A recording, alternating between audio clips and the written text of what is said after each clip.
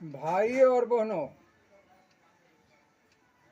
इस महान छठ व्रत के दिन ही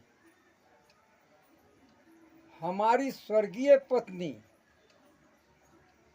बढ़ती देवी उर्फ रीता देवी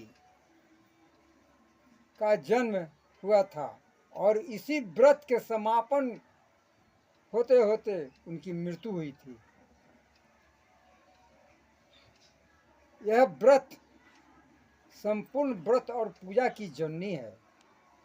यह व्रत संपूर्ण विश्व की आविष्कार की जननी है। यह व्रत मृत्यु पर विजय प्राप्त करने वाली है। यह व्रत की महिमा अपार है। यह व्रत काम, क्रोध, मोह, लोभ, क्षोभ को पूर्ण रूप से संतुलित कर देती है। यह व्रत संपूर्ण चमत्कार का वास्तविक दर्शन कराता है। यह पर्व संपूर्ण तन, मन, वचन, क्रम और पूजापा यानी पूजा की सामग्री बिल्कुल स्वच्छ, ताजा और नया फल से किया जाता है। यह व्रत, यह पर्व पंच तत्व को इस प्रकार से शुद्ध करता है। पहला, प्राण वायु। सूर्योदय के समय जो 3:30 बजे से लेकर 5:30 बजे तक अमृत वायु बहती है, जिससे प्राणवायु शुद्ध होता है।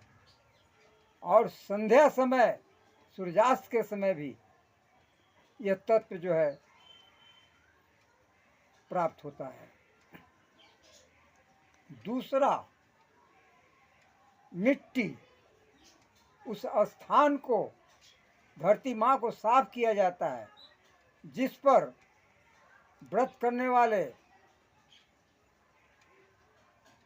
जहर के गर्मी से बेचैन होकर धरती में लेटते हैं, जिससे धरती से उनको अर्थिंग मिलता है, ऊर्जा मिलता है, शक्ति प्राप्त होता है। इससे मिट्टी जो है शरीर का शुद्ध होता है। तीसरा, यह व्रत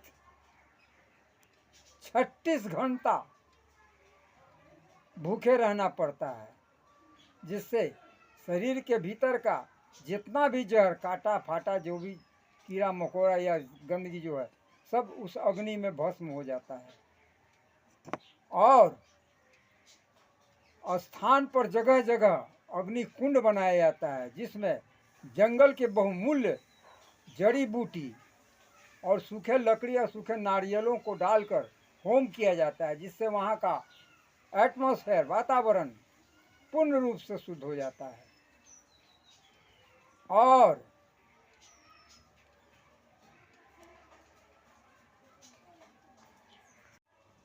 और जल में जाते समय रास्ते में जो दूरी पड़ता है, उस दूरी में तरह तरह के जीव जंतु जानवर रहता है। उसको भगाने के लिए बहुत जोरों का आवाज़ लगाया जाता है, ड्रम पीटा जाता है, दगड़ा पीटा जाता है, लकड़ी पीटा जाता है या नगारा पीटा जाता है, जिससे वहाँ का जीव जंतु जानवर सब हट जाता है, रास्ता क्लियर हो जाता है। और जल में प्रवेश करने पर जो व्रत करता है उसके समक्ष और सूर्योदय का किरण के समक्ष जो गाय का पवित्र दूध ढारा जाता है, जिससे वहाँ बल प्रतिक्रिया होता है। और व्रत करने वाला उस प्रतिक्रिया को श्वास के जरिए, शरीर के त्वचा के जरिए स्वच्छ और संपूर्ण अनंत छेदों जो शरीर में छिद्र है, उसमें ऊर्जा उसको प्राप्त होता है और वह मृत्यु को भी जीतकर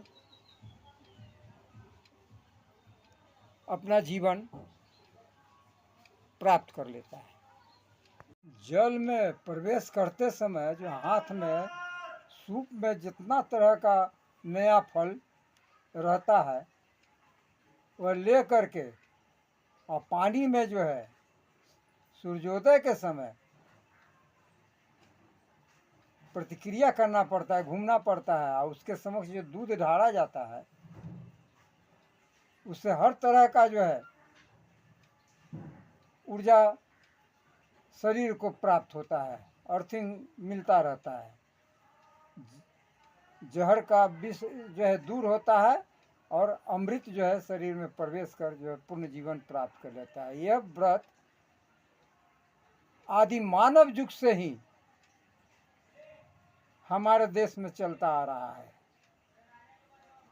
यह व्रत मामूली व्रत नहीं है, इसमें असावधानी नाम मात्र का भी नहीं होना चाहिए। इसी व्रत में साक्षात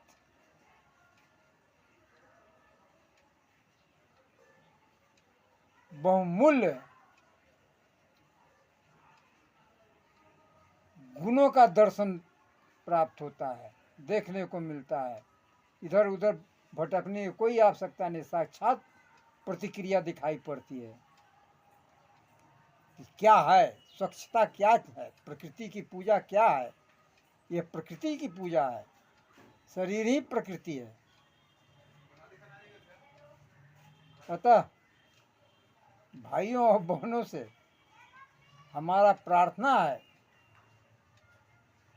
कि अंधविश्वास से रहित होकर और प्रकृति के शरण में जाइए, अंधविश्वास से बचिए,